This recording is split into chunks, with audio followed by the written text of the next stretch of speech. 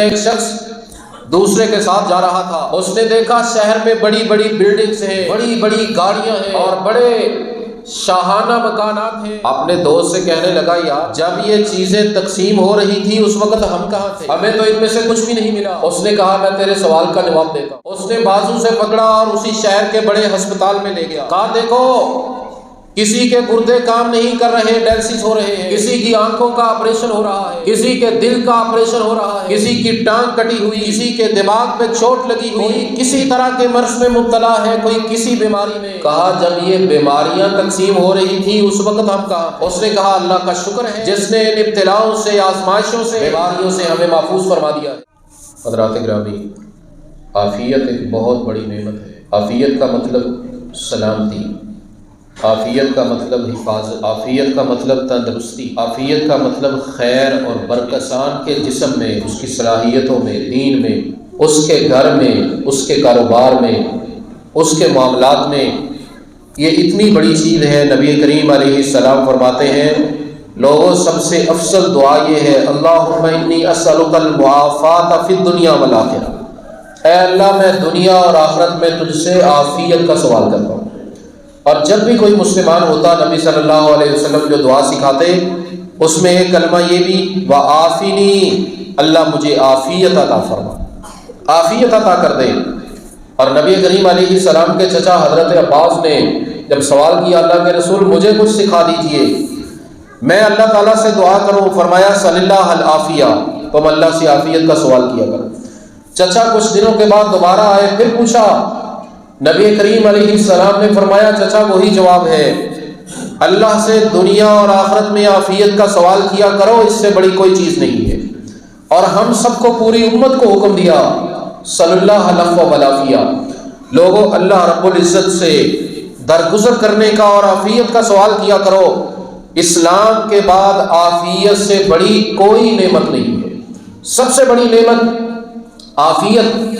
اور نبی کریم علیہ السلام بذات خود صبح و شام دعا کرتے، اللہم انی اسألک العافیۃ فی الدنیا والآخرہ، اللہم انی اسألک العفو والعافیہ فی دینی و دنیای و اہلی و مالی، مولا کریم مجھے عافیت عطا فرما، میرے دین میں، دنیا میں، گھر میں، کاروبار میں، بیوی بچوں میں عافیت عطا فرما۔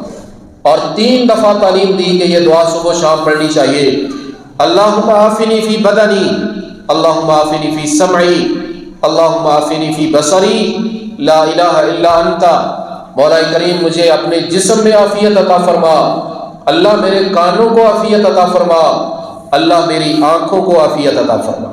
حضرات گرامی، یہ بہت بڑی بڑی نعمتیں، اتنی بڑی بڑی کہ ہم تصور نہیں کر سکتے۔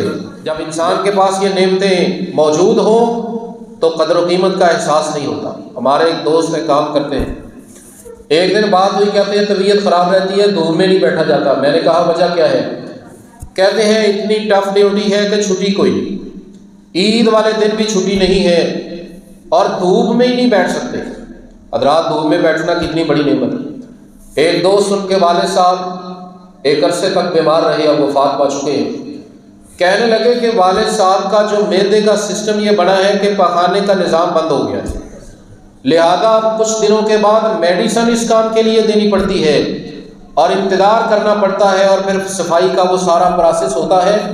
حضرات گرامی، اگر ہم اٹھتے ہیں اور آنکھیں دیکھ رہی ہیں، کان سن رہے ہیں، ہاتھ پکڑ رہے ہیں، پاؤں چل رہے ہیں، ہم کچھ منہ میں ڈالتے ہیں، دانت اس کو چبا رہے ہیں، وہ جسم میں جا رہا ہے، معدہ اس کو ہضم کر رہا ہے، قضائے حاجت ہو رہی ہے، اللہ رب العزت کا بہت بڑا شکر اور احسان، بہت بڑا احسان۔ نبی کریم علیہ السلام نے فرمایا، جو بندہ اٹھے صبح گھر میں آمین فی سربی، گھر میں خیر و عافیت ہے، رات کو کوئی حادثہ نہیں ہوا، معافن فی جسدی، صبح اٹھا جسم کے سارے اعضاء تندرستی سے ماشاءاللہ صحیح کام کر رہے ہیں، اور ایک دن کا کھانا بھی موجود ہے، کانما ہیست لہ الدنیا بحذافیرہا، ایسے سمجھے مولا نے ساری کائنات سمیٹ کے تیرے گھر میں رکھ دی، تمہیں تو سب کچھ ہی عطا کر دیا ہے۔